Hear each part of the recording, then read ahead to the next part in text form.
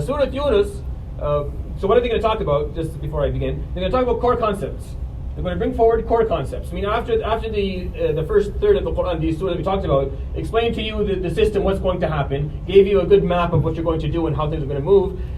These surahs after are going to start talking about core concepts you're going to have. As a Muslim, what is it that you're going to need to believe in, or certain tools or certain comprehensive topics or ideas that you have to carry with you in order to actually, in order for this to work. It's like the first third of the Quran gave you the car and the map and the road and where you're going, and now you know what you do. But without the fuel and the oil changes and all the intricacies of turning it on and actually drive, you're not going to be able to do much. So you have to, certain topics have to be explained, and they're very important. And Surat Yunus and Yusuf and Hud and Yusuf and Ra'd and Hijr and Ibrahim and Nahl are going to go through, and Isra are going to go through all those.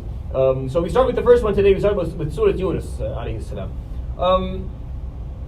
Yunus in the surah is mentioned once, way at the end, just once. It's one ayah, it's one time, it's not even a detailed part. Like, it's a very, very quick reference. So when you think about it, why was the surah called, and I talked about the names of the surah as we went along. Some surahs I forgot to, just because of time, but all of them, there's wisdom in why the surah was called a certain name. Like, the name is of importance. So Yunus alayhi salam, the surah is called Yunus, but it's not like the surah is going to talk about him. It's just one reference at the end. Actually, Musa alayhi salam is spoken of way more in the surah, so it should be called Musa if it's based on how many times the person's name came up. But Yunus is just somewhere at the end. And we're going to come to that, inshallah. But just kind of keep that in mind, that Yunus, the surah is named after his story, even though it's just one ayah somewhere at the end. So what is the surah talking about? The surah talks about the concept of dur, or adha, or evil. Something that harm. In this life, harm happens. Pain happens. Evil exists. Why? How do we understand that? How do we deal with that? Is it a part of Allah subhanahu wa ta'ala's plan, if the word plan is even a proper word to use in the English language to begin with? But the concept of qadr, qada and qadr, destiny. What is destiny? What is predestined? What is not predestined? Is harm predestined? Is pleasure predestined? What isn't predestined? Are you understanding what I'm saying? This is what Yunus comes and talks about. It's a very difficult topic to talk about. Most people don't understand it. Most people don't like to talk about it. Put any two Muslims in a room and have them start talking about this, and they'll start fighting within 15 minutes. I guarantee you. Any two Muslims, you can bring them from any part of the world you want, any age group, any demographic, put them in the same room, start talking about qada and qadr, leave them for 5 minutes, come back, and you'll find everyone is very, very upset with the other person, because we don't really understand this part very well.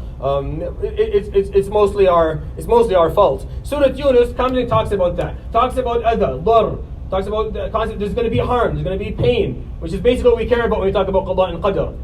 Talk about destiny. Do you choose? Do you actually do anything? Are you free? To what extent are you free? This is what Surat Yunus comes and talks about. Very importantly. So when you look at the surah, how does it begin? It begins Alif Lam Ra Tilka Ayatu Kitabi Al Hakim. That's how it begins. This is the beginning of the surah, and it's the first time that the Quran is going to be described like that in the sequence of the Quran. Al Hakim, the wise. And the rest of the surah, you're going to find Allah subhanahu wa ta'ala describing himself. He's going to describe himself throughout the surah to convince you and to convince me that he is the wise subhanahu wa ta'ala, and that he is the knowledgeable, or the all-knowing subhanahu wa ta'ala. Why? Well, in the surah, when it's talking about qada and qadar, when it's talking about destiny, it's talking about harm and how these things come to you in life. Sometimes you can't control it, and maybe some things you can't control. You have to. What you're wondering is there a purpose for all of this, or is it all just random? Is it being documented? Does someone care? Is someone watching this?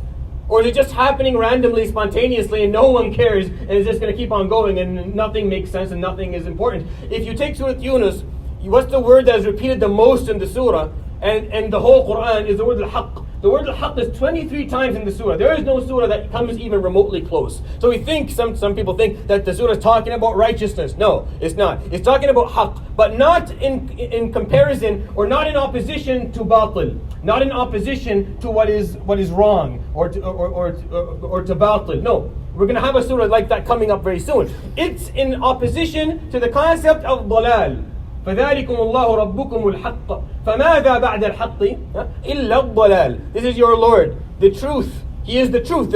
He is the ultimate truth. He is the righteous subhanahu wa ta'ala. And what after righteousness except dalal? Dalal is loss. Dalal is meaninglessness. For something to be meaningless. To have no purpose whatsoever. That's dalal. Someone يمشي على في ضلال أو على ضلال. Someone's walking with ضلال, meaning they're just walking. They have no goal. They're not going anywhere. It doesn't really matter what they're doing. Nothing they do matters, no matter how, whether they walk a lot, whether they walk a little, whether they take right or left, up or down, doesn't matter, because of dalal. It's useless, it's meaningless, it's going nowhere.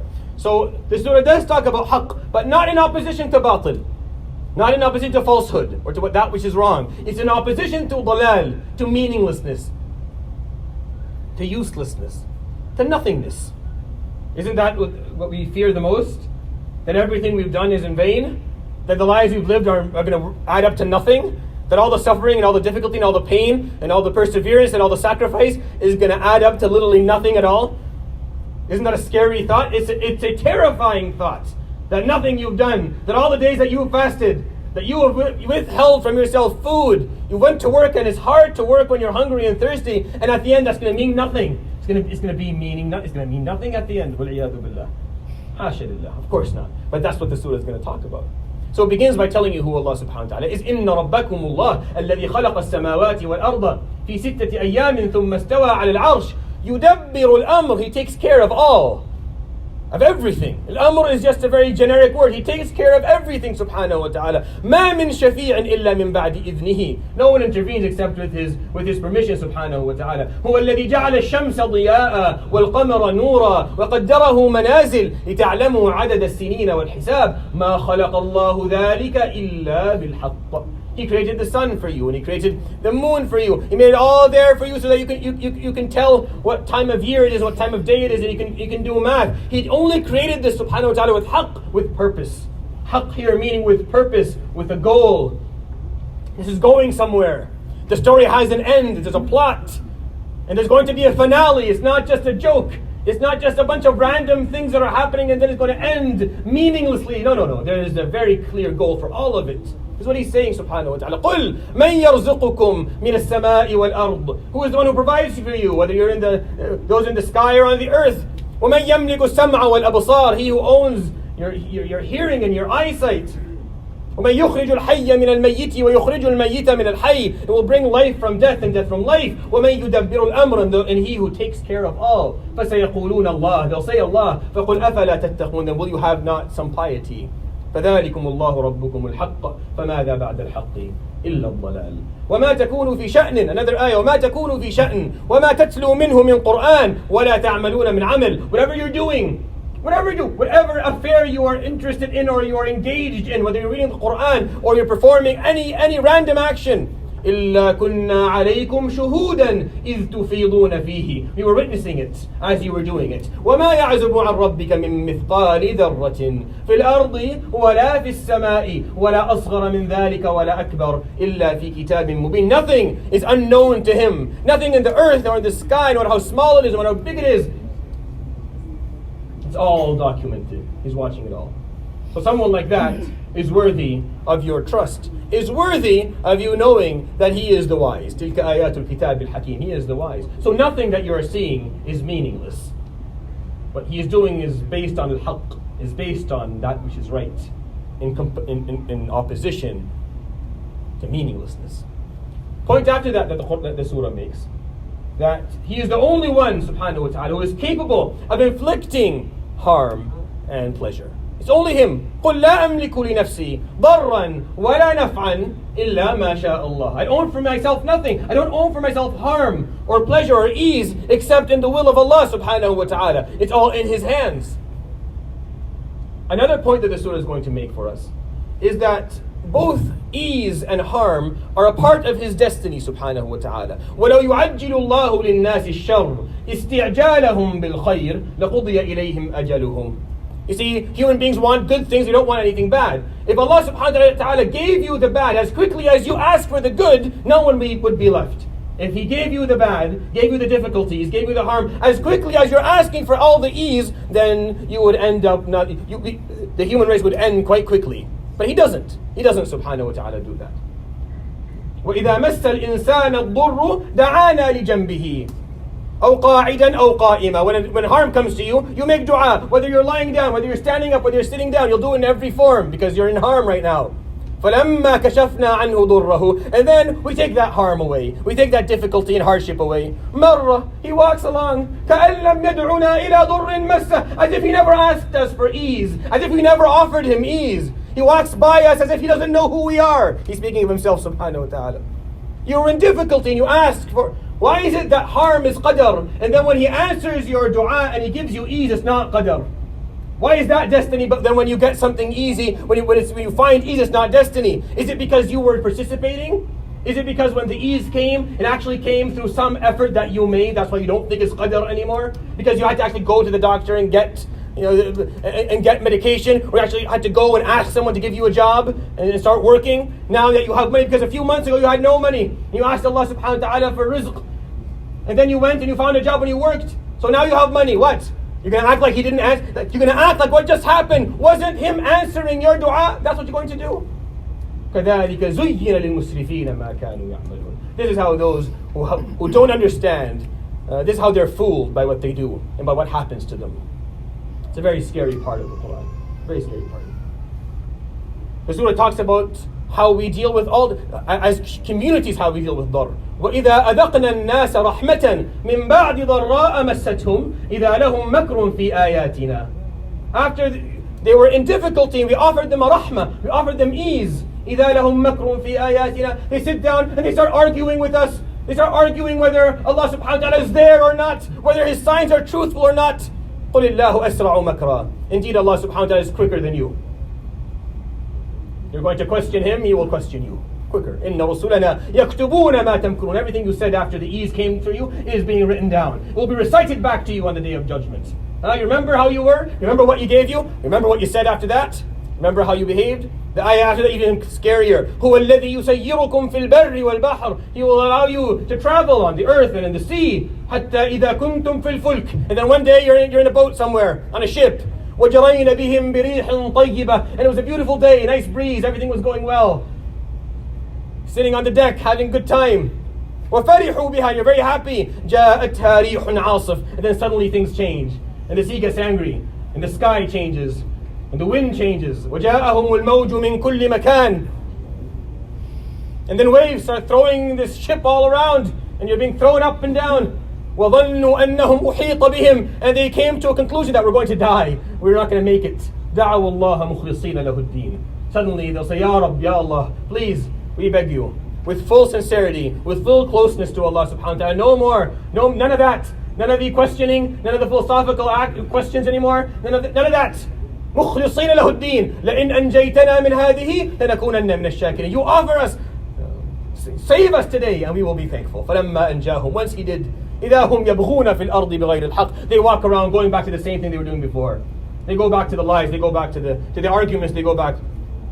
Ya ayyuhan nas. There's a part of this ayah that kind of makes us all stop. Ya ayyuhan nas, O people, innama baghyukum ala anfusikum. What you are doing, these lies and this arrogance, this lack of iman, is only going to harm you. Mata' al-hayati dunya. For the small period of time that you enjoy this life.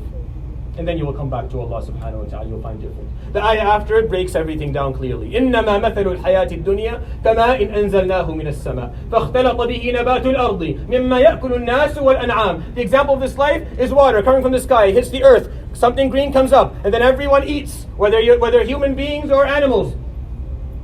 حَتَّى إِذَا أَخَذَتِ الْأَرْضُ زُخْرُفَهَا. And then the earth, because of all the water, becomes greener and greener and greener, becomes beautiful. It hits its prime. It peaks. وَزَيَّنَتْ. And it's as beautiful as it ever be. وَظَنَّ أَهْلُهَا. And then the people who are living there, أَنَّهُمْ قَادِرُونَ عَلَيْهَا. They thought that they are now capable, that they're strong, because the earth fed them, because the earth gave them, because everything is priming right now. They think that they're strong, that they're capable of controlling things. أَتَاهَا أَمْرُنَا. One moment, everything comes falling down to pieces.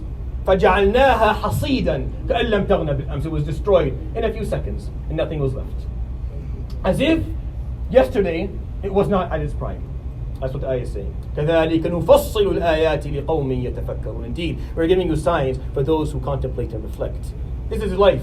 Right now we're young. You're young. You're strong. No one's stronger than you. No one's quicker. No one's better. You know what you're doing. You're in control of things. You're fooled. You're fooled because you think this is going to stay forever. You forget that it's going to change very quickly. That it's just a ticker. It's just a time.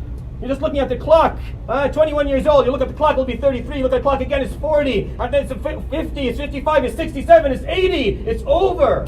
It's over. And things change, and the prime is no longer there again. And time will fly, and you can't control it, and you can't stop it. So maybe stop now and make your choices. The surah is telling us you have to make your choices. The surah tells us there's a difference between qadr, between destiny, and between your choices. إِنَّ الَّذِينَ آمَنُوا وَعَمِلُوا الصَّالِحَاتِ يَهْدِيهِمْ. This is a very specific ayah. You find no other ayah like this. يَهْدِيهِمْ رَبُّهُم. Indeed, those who believe in Allah subhanahu wa ta'ala, do the good deeds, Allah subhanahu wa ta'ala will increase their hidayah, their guidance. How? يَهْدِيهِمْ رَبُّهُم with what? بِإِيمَانِهِمْ. With their iman. Because of their iman. What do you mean? What I mean is you started the iman, and then I gave you guidance after. It has to come from you first. It has to start with you. It's not going to start with anyone else. كَذَلِكَ حَقَّتْ كَلِمَةُ رَبِّكَ عَلَى الَّذِينَ فَسَقُوا أَنَّهُمْ لَا يُؤْمِنُونَ. Indeed, the word of Allah subhanahu wa ta'ala of punishment has been given and put upon people who are fasiqeen, that they will never be offered the chance to believe. Why will they not be offered the chance to believe? Because hum fasaqu, because they already made a choice.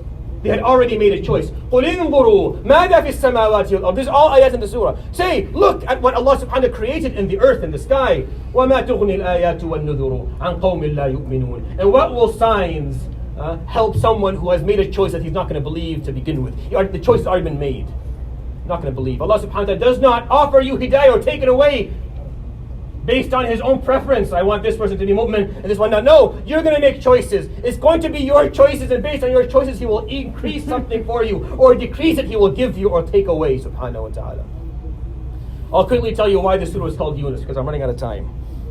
It's a very important surah. Well, everyone should read it multiple times, because it teaches concepts. It doesn't talk about the philosophy. It doesn't talk about, well, how does he know if I'm going to do it? And if he does know, then do I actually? It doesn't go into any of that, because that's beyond our ability to actually comprehend to begin with. It talks about the practicality. You are given a choice, make the choices. You're going to be held accountable for the choices. You will not be held accountable for the things you can't choose. However, you'll be accountable for the way you deal with the things that you can't choose. That's what the ayah teaches clearly. And there's always going to be things you cannot understand. There are two stories in the surah. There's Yunus and his people, and then there's Fir'aun. Both of them disbelieved. Both of them said, Ya Rab, we don't want your deen, we don't want your prophet. Fir'aun drowned. He drowned, and he was brought as a corpse for people to see, those who disbelieve in Allah subhanahu wa ta'ala, what can happen to them in punishment. He says when he's drowning, آمنت أنه لا إله إلا الذي آمنت به بنو إسرائيل. I believe in the one that Banu Israel says is God. I believe in him. وأنا من المسلمين. I'm Muslim. الآن now? No. وقد عصيت قبل? No. فاليوم ننجيك ببدنك. We're only going to bring your corpse up. But then Yunus عليه السلام فلولا كانت قرية آمنت فنفعها إيمانها إلا قوم يونس. There's never been a group of people that Allah subhanahu wa ta'ala told to believe and they refused, except they were punished, except the people of Yunus alayhi salam. لما آمنوا كشفنا عنهم عذاب الخزي في الحياة الدنيا ومتعناهم إلى حين. When they believed, Allah subhanahu wa ta'ala accepted from them. Why? Why did you not accept from Fir'aun, even though he said it? Did he not say it? He said, آمنت, and no, he said it. It wasn't accepted. And then Yunus people, they didn't actually say it, but yet Allah subhanahu wa ta'ala gave them time and accepted their iman. Why? I don't know why. No one knows why. You will never know why. That is the wisdom of Allah subhanahu wa ta'ala. You don't know the details. There is no way for you and I to know the details of the experiences of people. We cannot know. That's why we accept the destiny of Allah subhanahu wa ta'ala. We trust that He is the just. We trust that He is the all-knowing. We trust He is the wise. So when He makes decisions subhanahu wa ta'ala, we know that He is not doing it out of dhulm, out of oppression. Actually, the surah says that as well. إِنَّ اللَّهَ لَا يَظْلِمُ النَّاسَ شَيْئًا وَلَكِنَّ النَّاسَ أَنفُسَهُمْ يَظْلِمُونَ. Allah will never oppress a few human being, not even the smallest amount, not the slightest amount, but the human beings are the ones who oppress themselves. So why did Allah accept from Yunus' people and not from Fir'aun? I don't know, but that's okay. That's a part of accepting his destiny, subhanahu wa ta'ala. We'll never know, and that's not a problem. It's an important part. What do we need to do? We need to do what Nuh alayhi salam did in the surah, and what Musa alayhi salam did in the surah. What did Nuh do? Nuh told his people, فأجمعوا ففعل الله توكلت فأجمعوا أمركم وشركاءكم. I have done tawakkul ala Allah. I have accepted. That's what tawakkul means. So Yunus teaches you tawakkul. You cannot have true tawakkul if you don't understand the surah. You can only have true tawakkul if you've already accepted that what's going to come is out of your hands. You cannot control all of it. You can't even control much of it. But you have one job to do. You do your job and you accept the consequences, period. And Musa alayhi salam said the same thing. وقال موسى لقوم يا قومي إن كنتم آمنتم بالله. O people, if you believed in Allah, فعليه توكلوا. إن كنتم مسلمين. If you have, then have tawakkul if you are believers. فقالوا على الله توكلنا. We have shown tawakkul على الله. ربنا لا تجعلنا فتنة للقوم الظالمين ونجينا برحمتك من القوم الكافرين. Their dua.